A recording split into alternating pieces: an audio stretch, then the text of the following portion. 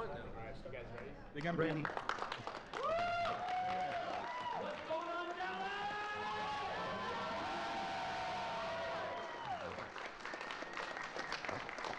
We are here, and we are on time for Friday Night Talk!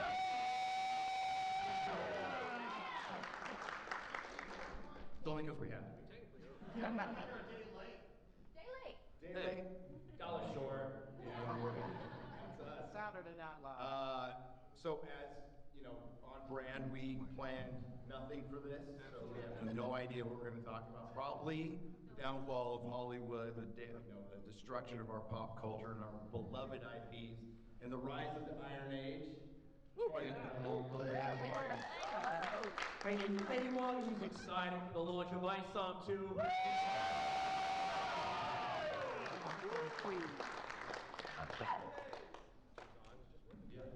Check. No.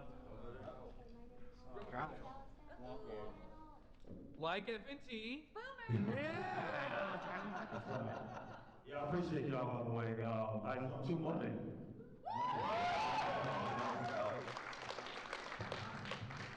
I think this thing's not working. Do I really need that? Let's just get real. Do I need that microphone? We're all good. Hey, first and foremost, before we get to introductions, if we're even going to do that, thank you guys for being here. Thank you. You're the reason they do this.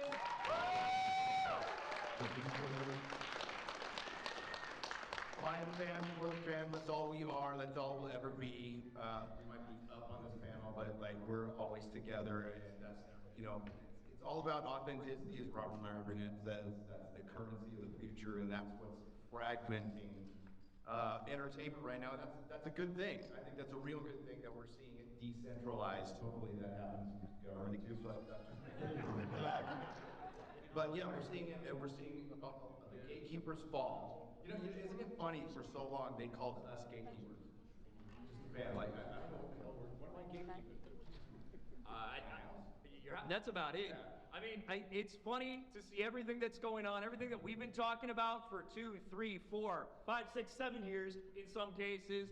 It's all coming true, and the mainstream media is finally coming to grips with reality that Hollywood in a big way is over. And independent creators, independent media outlets, independent entertainers, that's the new normal. And the fact that we have over 10,000 people watching us on Friday nights instead of watching Netflix, instead of watching whatever their favorite show was before, even if they don't care about the topic that week, they're tuning in just to watch us mess around, joke, sit like really uncomfortably on a couch for 3 hours at a time. Really uncomfortable. No, you're right. We are the media, and that's you too. That's all. Like it's great, and seeing the gatekeepers fall, and for Hollywood, largely doing it to themselves. They're committing suicide right now. They're going to completely shut down in a matter of 2 weeks. They're shutting everything down. So that'll be fun to watch. Does anybody really care? No. Let them burn. Yeah. Bring popcorn and watch. Yeah. Watch the fire. So let it happen. We've tried. We're fans. And we want things to be good. I always want something to be good. And if it is, if the root for it, that's what we do. We were pretty much coexisting peacefully for a long time until a lot of the corporate culture came in, a lot of the local BS came in and started dividing us politically. They started, calling us every name in the book, saying things all like, yeah, political. People who picked up a pop vinyl just yesterday, telling, Eric and I have been reading comics all our lives, like how things go. It's like, oh, really? So I'll listen for a little while. But, I mean, we just want things to be better. Essentially, when we were making these videos, we were telling these companies, hey, we still want to give you money. We still want to reboot Star Wars. We still like Star Trek. Just stop hating us. And they want it. So now, they like to say consequence culture. They're living in it. So, yeah. I ain't sorry. Hi, Chris Dorr. Hey, what's happening?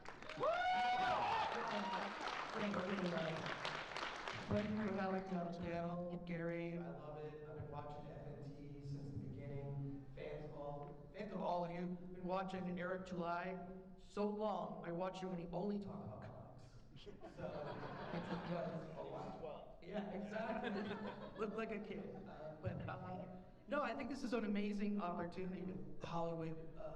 I think Hollywood was always going to suck. It's become overly corporate, and I think it's important to seek out new creators, new stuff. Like I Saw #2, which drops on Monday. You can pre-roll it.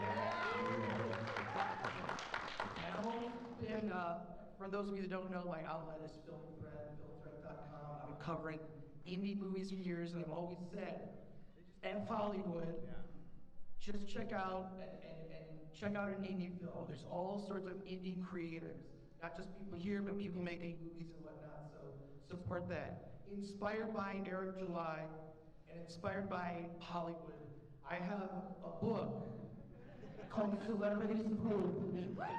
It's exactly as described. It's celebrities taking a shit. And it's inspired by our current situation. I have a limited number of copies, and I will be in the hallway. Right after this, there's a few copies. I'll be selling things for $10. Happy to sign them. Free film thread stickers. But enough about plugging my bullshit.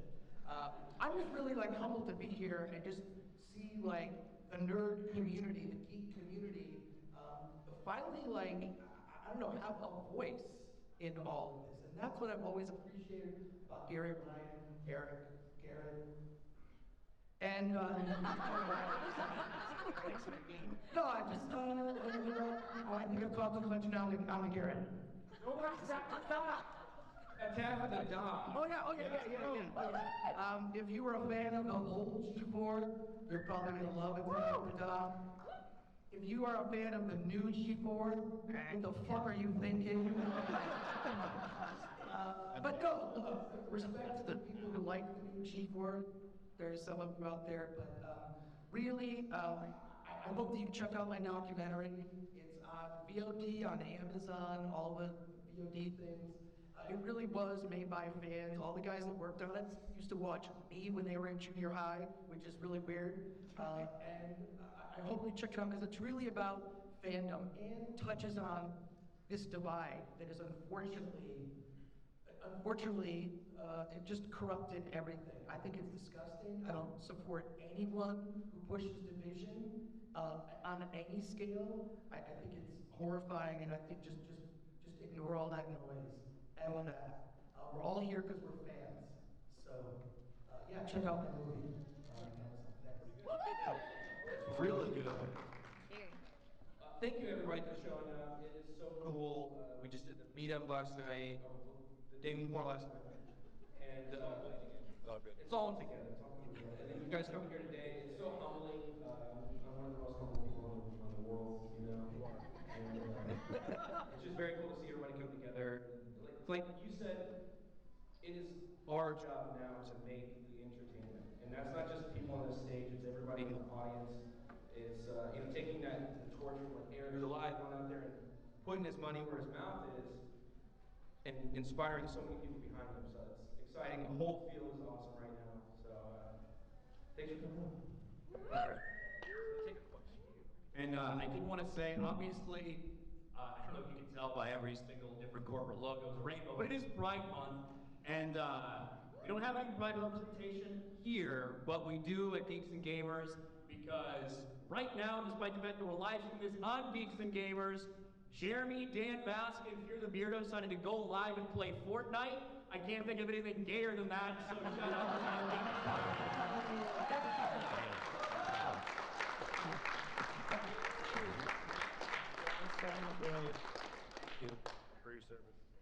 But Eric July, we've been talking about Ripperverse a couple times anyway. He's been talking about this for a long time. Got a lot of shit when he said, "Hey, I'm gonna do this and put my money where my mouth is," and moonwalks out the door with $3.7 million for I Saw.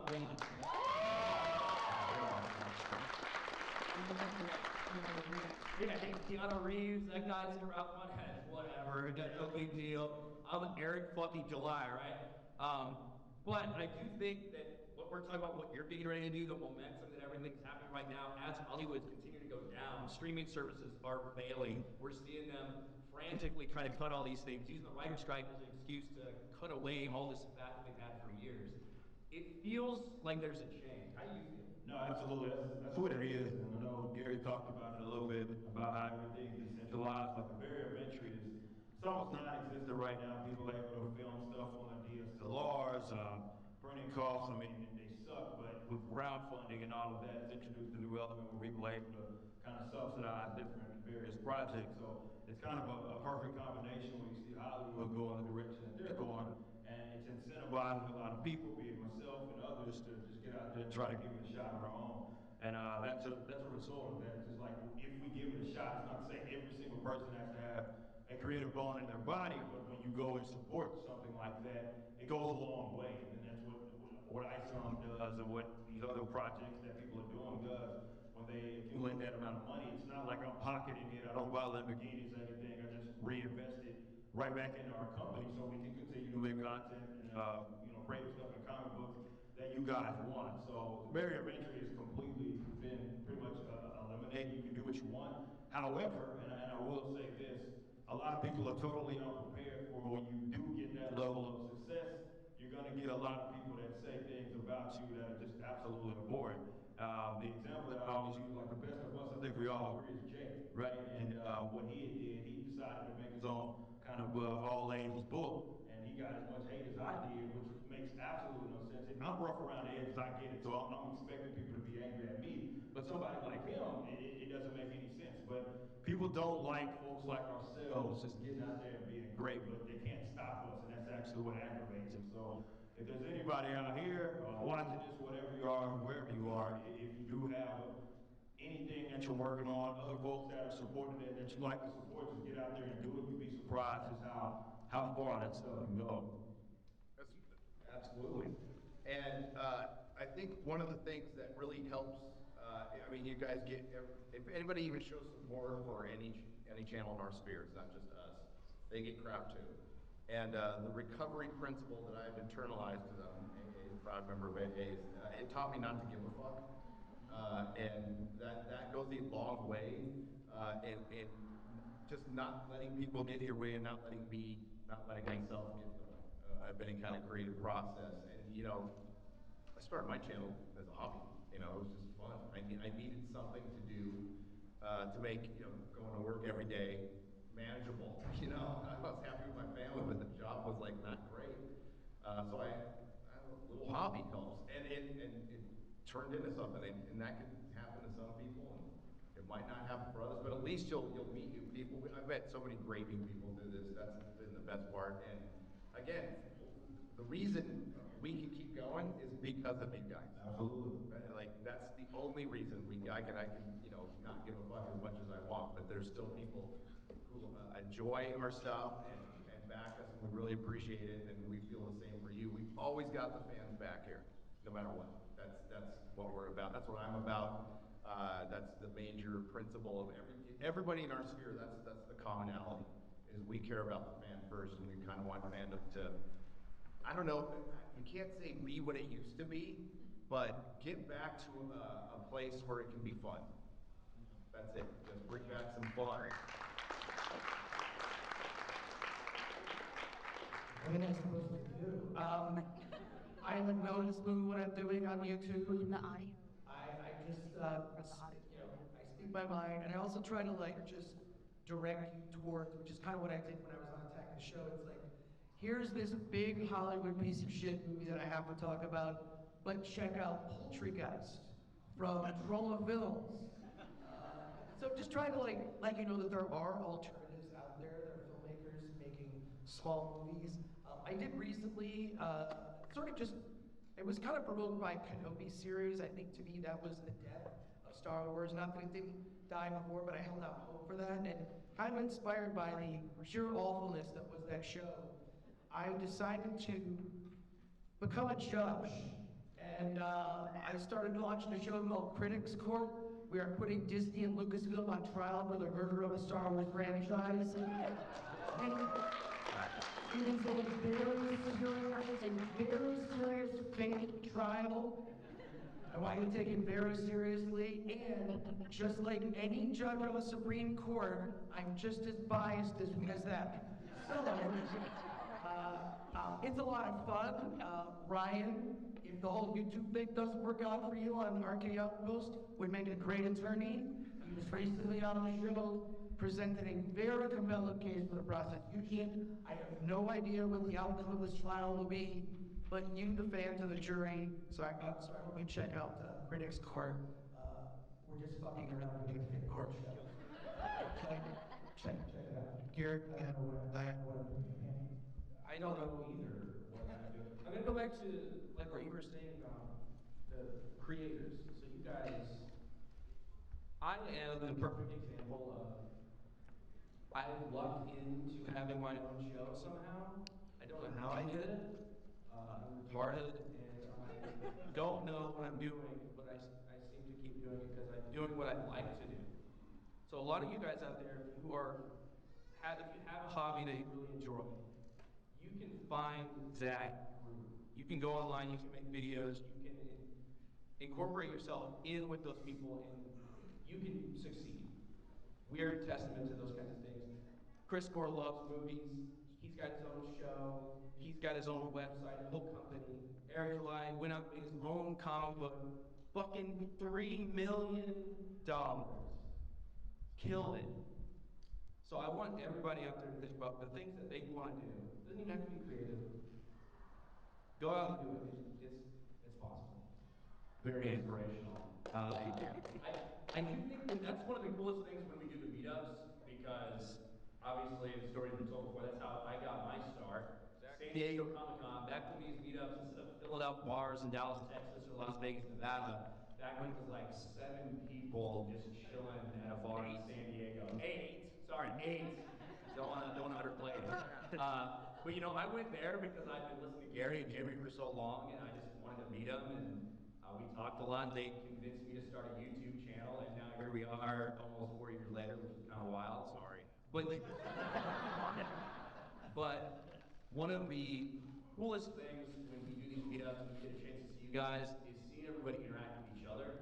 Because I think a lot of people have had a very similar experience when it comes to this side of YouTube and the entertainment sphere, where you were looking at something going on in entertainment, you knew something was wrong, but all the mainstream outlets weren't talking about it. It was like, everything's perfect, everything's fine. If you don't like this, you're obviously just a racist or a bigot or whatever.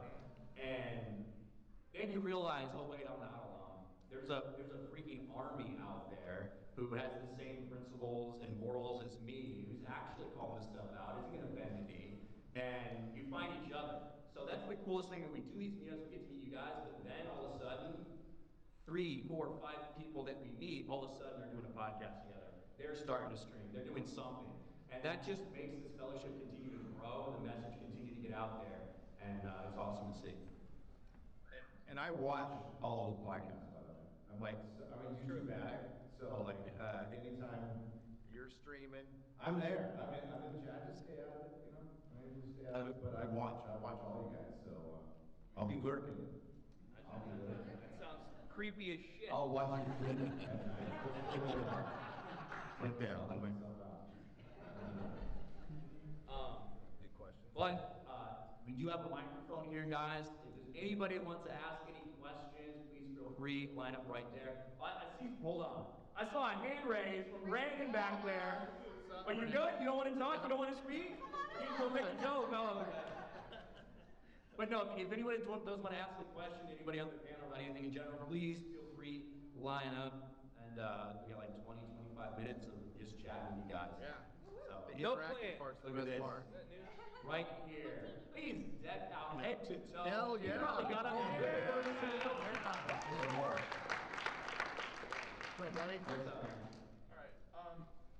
So, now that I've just graduated high school not too long ago, Congrats.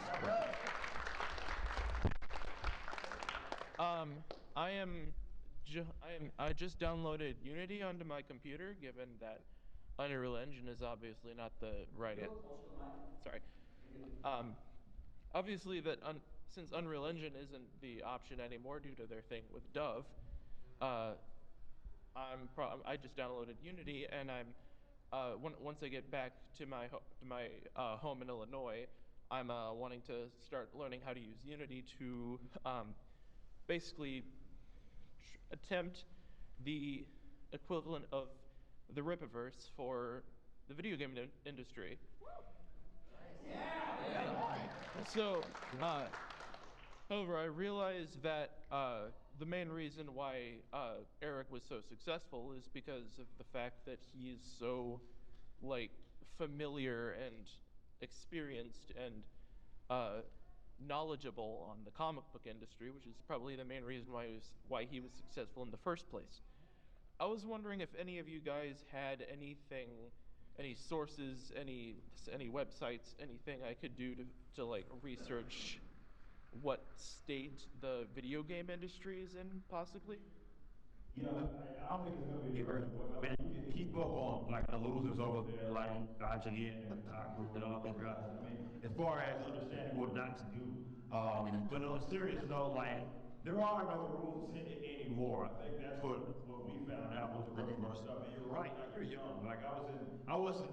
Yeah, you could have asked me when I was like 18, 19, 20. Hey, you know, your own $50 comic book company. I'd be like, yeah, bullshit. But so you're young and you got plenty of time to kind of try to figure this stuff out. But you know, interacting with real people is always helpful. You get kind of an actual gauge of what that industry needs, what that industry wants, what those customers are into, what problems sort of plague it. And I think as we interact with more people, that's what the YouTube scene kind of did for us.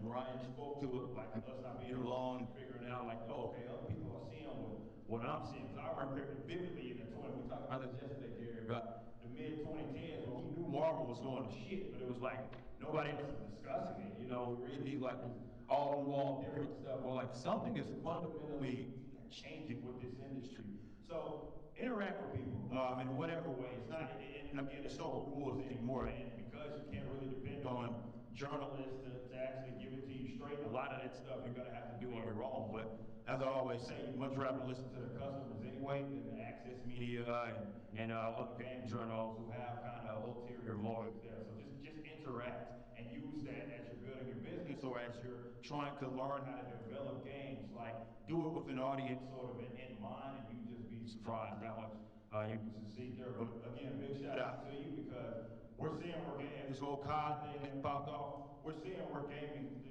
it does need a Riververse and it needs it bad. So hope out to you. Thanks, man. There's no such thing as an overnight success, right? Like Eric's Lion, it's a huge success. That didn't happen like in one day. That was 7 years of planning, not to mention lifetime of reading comics and whatnot. So Yeah, obviously Glenn back paid for the The whole thing. But I'm just saying that like you need like go for your dream, that's great. Inspirational quotes, that's great. Like you need 5% of that. The 95% is information. You really need information, hard information, and also you need to do it for a long time. Usually 10 years. If you try to succeed in something for 10 years, you don't see even a little success, maybe think about something different. But I'll quote John Waters, who said, if you try to make a bad movie, you can't fail. The point is to just go for it and learn from your mistakes, and that's what I would advise you to do. So, 10-minute applause, but I'll take it. Fan of every single one of you.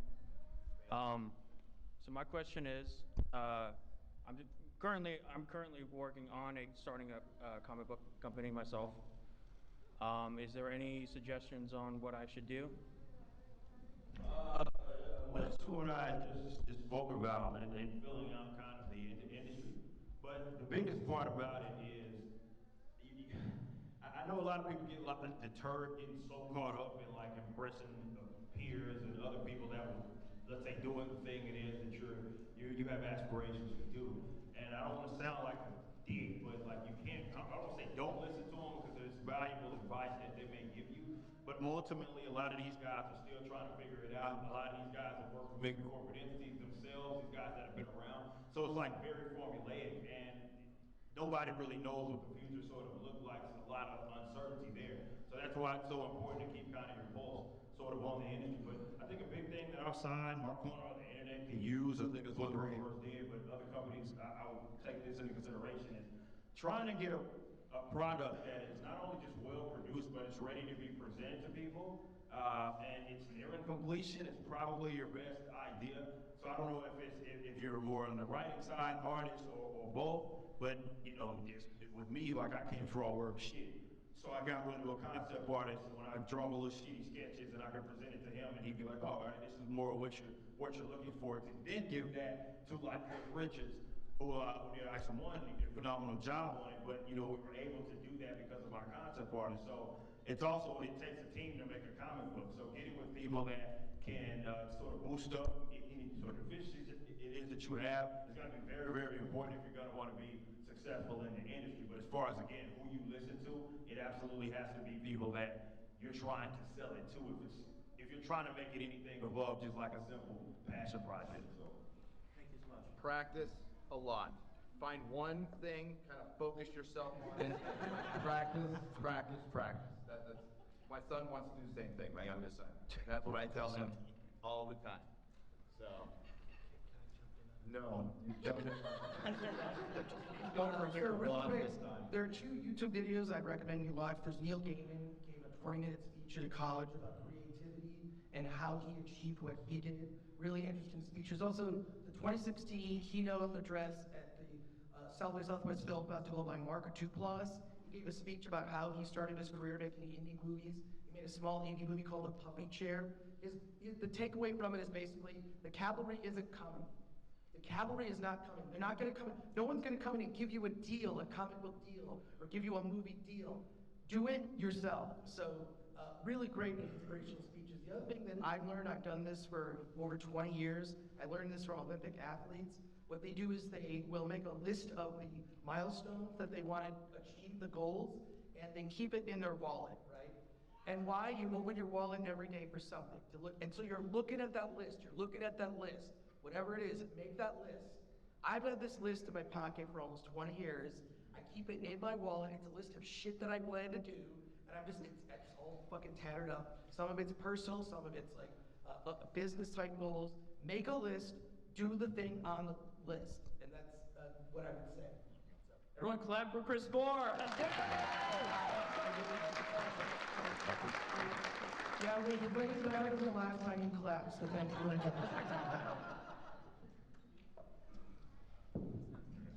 I got another question for Ripa too. So going through this multi-year process of, doing the reverse. Yeah, you're fine. You can chill. Knowing what you know now, what's one thing you wish you knew before you started this whole journey? oh man. The biggest thing is, and it's, you really don't know until you don't know, and a lot of what I learned is more centered around the business element, right? And you know, us being our own distributor was huge because no other really comic book company does that. For the most part, they put that on someone else. So there was a lot of logistical stuff that I myself had to learn. And obviously bringing on Brandon and helping out with that stuff and the rest of our team. It was so important. But you know, everything is, and I sort of do this, but it's about like bargaining chips. And that's really top to bottom with businesses. These guys get to the level that they're at. It's not necessarily just producing the best product, but it's using that as leverage to get better things. So for an example, with our printing stuff, and I would have pushed way harder on this had I kind of understood our trajectory, and that is that, hey, I know we're gonna be able to print this many copies, so I need to be going to printer to printer and saying, well, this printer says they can do it for this cost per copy. And that's really all you do from even the shipping on down. That's all it ever is, and that's how you get lower rates, which of course benefit your customers. I think that applies to every industry, but until it like really smacked me, in the face, I really didn't understand. So the biggest thing is all this logistics, it's straight logistics. It's less about the creative stuff. It's okay, yeah, we created it. I say this all the time on stream. Like the creative part is the easiest part of it. The most difficult part is okay, I now have to get it to the customers, and that's where the real work starts. Still be creative. Yeah, it did still be creative because you got to keep that in mind. Yeah, good question. Follow up for Chris. Do celebrities pee? I know that. That's the sequel book, and thank you for accepting the sign. Great, thank you very much. I'm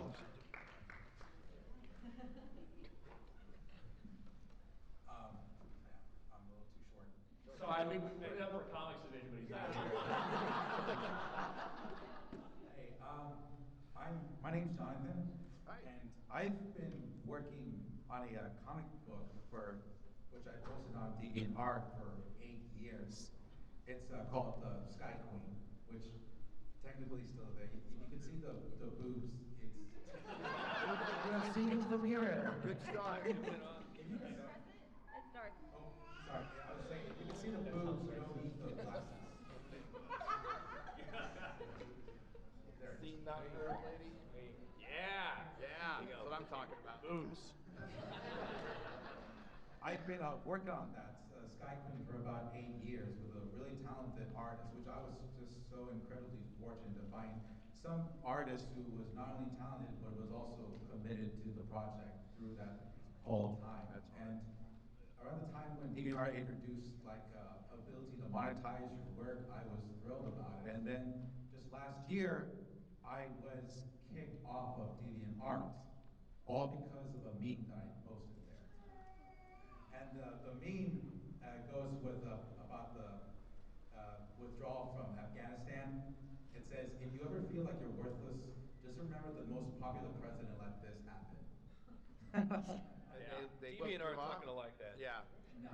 Yeah, so DeviantArt, we might what we call degenerate art at this point, same thing. But like a lot of those places, a lot of these message boards, like things like that, whether it's the gaming space, the like anime space, whatever it is, a lot of them are run by raging leftist activists. Right. You know what I mean? Dear people. Who will, yeah, dear people. Who will not allow that kind of thing. So it's not surprising that way. Yeah. So, sorry for going on a tangent, but what I wanted to get to was asking a question to Eric July was,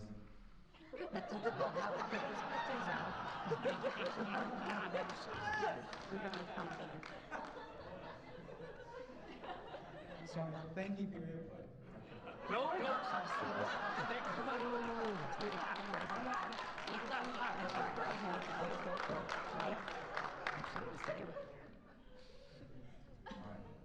I'm just his manager.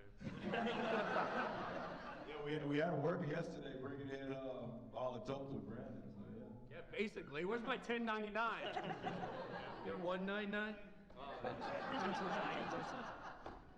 So my question was, but in the unforeseeable future, what do you think your advice would be if something like that were to happen to you? Like 1 minute your business was canceled, or if something got in the way and you weren't able to make another issue, how do you bounce back after being like canceled like that? Well, I think that's the importance of looking at the trajectory of your business through the lens of 5, 10, 15 years from now. I remember when we got a lot of pushback when we said that we weren't going to use, for example, Indiegogo or Kickstarter, and we got a lot of pushback. And it's funny because now both of those companies start kicking people off the platform, shadow banning, dealing with all those sorts of issues that I don't have to worry about because we own it and it's on our own site. So I think the tools have been decentralized, so I think it's affordable. It's not just decentralized, it's more affordable than it ever been. So any event that you can afford it, I think it's worth looking into actually doing as much as you realistically can yourself. And that's why it's a lot of work. And a lot of people need to be prepared for that. If you're going to not push that on to someone else, you're going to be working all the time, or working nonstop. So that's kind of your approach, but we're uncancelable. So what are they going to say? They get mad at me and like, oh, start getting pissy. Who they going to come with, the distributor? And I'm like, I am the damn distributor. So they can't come at anybody there. So I think that's the way that's the approach. Just always try to do as much as you can. Some things you can, but do as much as you can in-house if you can afford it, and you'll be able to sort of prevent stuff like that. Thank you. Yeah, appreciate it, Thomas. Also, offhand, I love your hat. Hail Kaiser. World War I. World War I.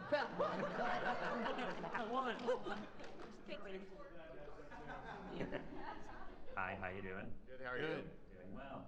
So, my question kind of revolves around YouTube, and it goes to everyone, not just Eric July. So, This is my damn channel now.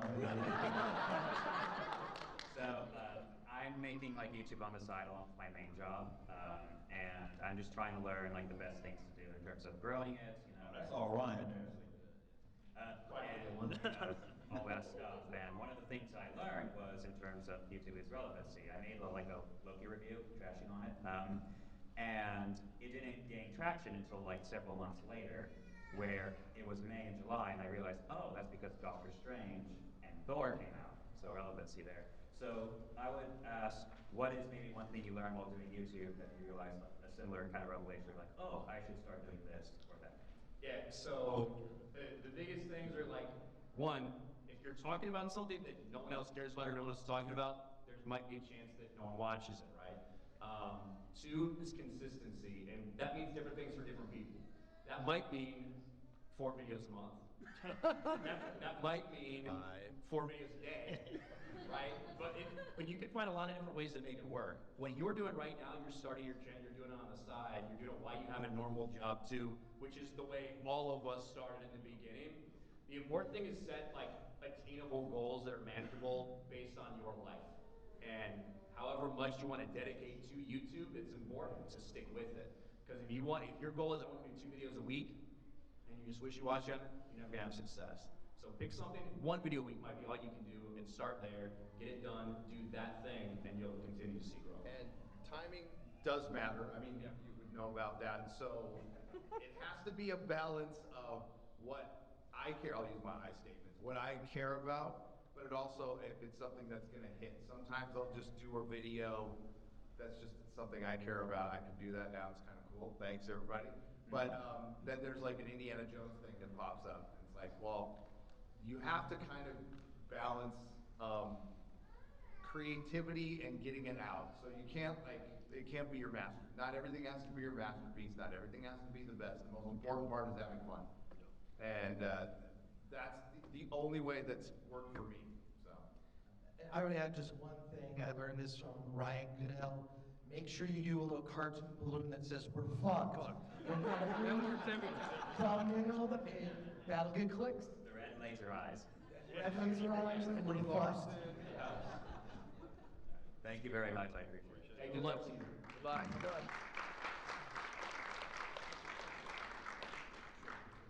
Hello, everyone. Gary, I hope you've been practicing your Texas since I talked to you. I have. I'm not very good. I can say y'all. Okay. We'll keep it working on it. We'll work on it. So, this is kind of more of a question for all you YouTubers here, not just on the panel, anyone here. With the Twitch pull the rug and the blast at YouTube with their corporate gatekeepers, do y'all have plans to diversify in case they just say, you know what, no worry, you guys. Well, like, I mean, at the end of the day, so I'm mirrored onto Rumble, I'm mirrored onto Odysee, right? Both those places don't get nearly the same engagement as YouTube, but we do have a little bit of a following there. Rip, you've been on Odysee for a long ass time. So we do have those places. YouTube is the biggest platform, and it's not even close. And it's also the things that Rumble's doing out there. And if you're one of those, you know, one of those massive guys that are paying millions of dollars to come there, that's awesome. They're not at that point for everybody yet. There's not a ton of people that can get the same traction and make the same money that you can on Rumble as you can on YouTube. It's just not really out there yet. But they're growing. They're working on it. And they're doing their best. And I think we got to continue to support all platforms like that. I'm still going to upload to YouTube because it's the only way people are going to continue to find me. And maybe they decide to watch over on Rumble, and that's great. But I think for most of us, at least up here, we all have some form of alternative platform we've also uploaded to, just in case, finally one trans joke too many, It is important to have that diversification, right? To have to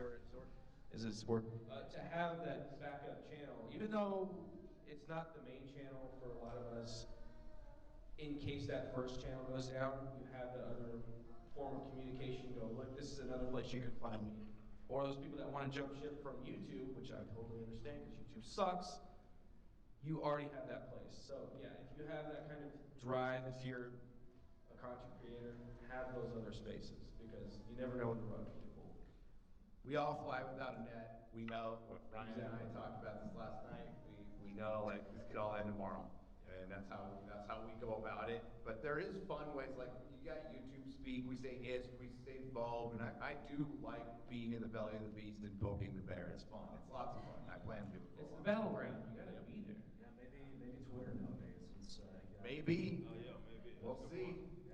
Heard a lot of talk on Twitter, and I like a lot of the talk, but they've got a ways to go. Like YouTube, like Brian said, has a massive head start on everybody. It's been going since 2005.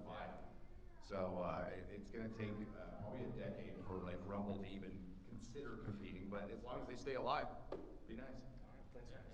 Thank you.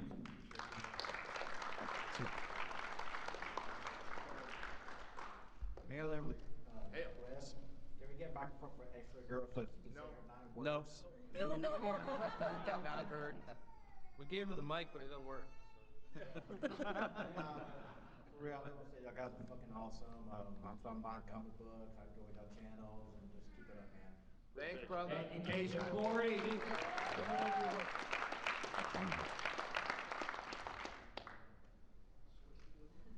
Hi, my name is Lucy, and I've been watching Red Night Tides for 3 or so years now. I went to the meetup a couple nights ago. 9.9%. And I told some of y'all this at the meetup a couple nights ago, but I'm currently producing a comic inspired by the literature of Wales. You have everything. You have knights, giants, dragons, witches, fairies. You have a lot of material to work with. And so, thank you. And so, as I write and produce my story, sometimes I'll have those moments of, am I making men look bad? Am I making women look bad? Because I remember I first began to notice the issues in 2016 when Ghostbusters came out, and there was a review that I had seen that said, I'm not going to watch this movie because I think the original is perfect the way it is. And that was his boundary as a full-grown adult, but he was still yelled at for it. And so it's because of messes like that that sometimes I think to myself, I'm writing a male character making a mistake. Am I making men look bad? I'm writing a female character making a mistake. Am I making women look bad? I don't want to have those feelings, but they come. And so how can I overcome those worries of, I hope I'm not making anybody look bad, because I want my readers to get a legitimately good product. You know what I mean? So how can I overcome those feelings of doubt? Well, first I want to apologize because you came up last night, well, a meetup night. I was a little drunk. You said you're doing about like stories of whales. I thought you were talking about the ocean and shit. I was not super into whales. I was like, okay, the whales. Not the, well, the one for, Oh my God. My God, now. But I want to let you know, because I'm sober, I understood what you were saying. But I think, it's crazy that in this current day and age, the way modern entertainment is across the board, that you even have to like think about that stuff. And I understand like where you're coming from. To me, you're gonna have good characters, you're gonna have bad characters that are men and women. And I don't think you should worry about it. I think you should tell the story that you want to tell with the characters that you want to tell. Now, if you're looking through it and you see that, wow, every single man in my story is like super evil and takes advantage of everything, then it's maybe like, is that actually the story I want to tell? Whatever. But in terms of being super hyper focused on that, I would tell the stories you want with the characters you want. Don't let it stop you. I'll let this guy. This is really a question for him. The writer. No, yeah, I would say as long as you're not like using characters like as a vehicle to like preach all this social nonsense, you're generally gonna be fine, right? I think even in like Ice on Bone, we introduced a lot of characters that people are kind of excited for, and they range across race, gender, or whatever, and it's all good. So it's not anything to be hyper focused on. Generally, when it comes across as like, okay, this is like a man-hating thing or something of that nature, it's because it was done purposefully by the writer, right? And as long as you're not doing that, generally speaking, you're gonna be absolutely fine. So. I appreciate that, because if I were to sum up my story in one sentence, it would be like this. Fellowship is essential during times of trouble. Yep. That's what my story's about. There you go. That's perfect. There you go. And we got these two and that's it, so we gotta wrap it up after you guys. So. Sorry, I'm just short as hell. It's okay. It's all right. It's all good. Just grow 6 Still inches right now. taller and You got it. Believe me, if I could, I would. My name is Katie. I met you guys up earlier. Eat the mic. Months ago. Close to meetup. Eat the mic. Maybe a little closer to the mic. Closer. Like this? Yeah. There you go. There you go. Okay. My original question was supposed to be multi-two different parts, but I figure this is actually all-encompassing. I'm an aspiring artist, voice actress, and writer. And something that's been bothering me lately is something that encompasses all three, and that's the use of AI to generate both writing, artwork, and voice work. Where do all of you stand on the idea that AI could someday replace creativity? I don't think it will. I don't think it will replace genuine creativity from a human. There's no replacing that. There's something about the human experience that you can create. They can make a fake version of that, something that is a semblance of that, but not true creativity. That's like saying corporate beer is what everybody's going to drink. I prefer a handcrafted cocktail myself. Yeah. And clearly what's going to go that way with creativity. I'm actually kind of obsessed with all this AI generated, it's like, Stanley Kubrick's Tron. Like, I love that, but they're just pictures and art. It's not going to replace it, I think, in the long run. It's also a tool that will be used. It's just a different tool. The computer didn't replace, pen and paper. You can still use it. It's just another tool for an artist. You still need an artist mind to create. It'll make it more valuable too. Yeah, that's what I'm excited about, selling my shit for a premium. Until AI becomes self-aware, we got nothing to worry about. You got to. I'm not worried about the self-awareness. I'm just worried about the self-awareness actually becoming a problem for other companies thinking they can use that to replace think tanks. Oh yeah. But overall, it's here, it's going to be used, but it's not going to make creativity go away. So, but thank you for your question, Taylor. Last one right here. What's up, buddy? I'll make it quick. Good to see everyone again. What's up, man? We were both drunk last night, the other night, right? He's not talking to Gary, he's talking to me. Well, actually, this question's for Chris Gore. I can't remember how the hell you showed me Back to the Future. Yeah. I think everyone might want to know about it. Oh, did you listen to it? Well, I can't find it again. I was so drunk. I'll find it.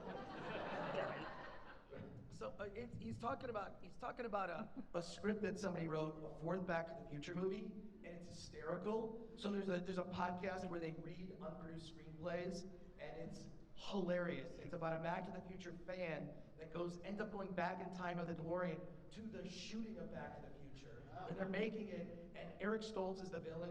It's hilarious. And if you can hear the script, which has original music, it's really good. I'll find it for you, but look up Back to the Future. I believe the podcast is unscripted. They read unproduced screenplays, really creative stuff. And I was also very drunk as Brian. There we go. And unfortunately, they're cutting us off because that's the time limit, guys. But again, we're going to be around. I'm sure we'll be hanging out in that little sign area. There's a little room. Shake you guys' hands, talk to you a little bit afterwards. But can't speak for everybody, but I'll speak for me. This is awesome. We love seeing you guys. We love having these rooms out and hearing from you.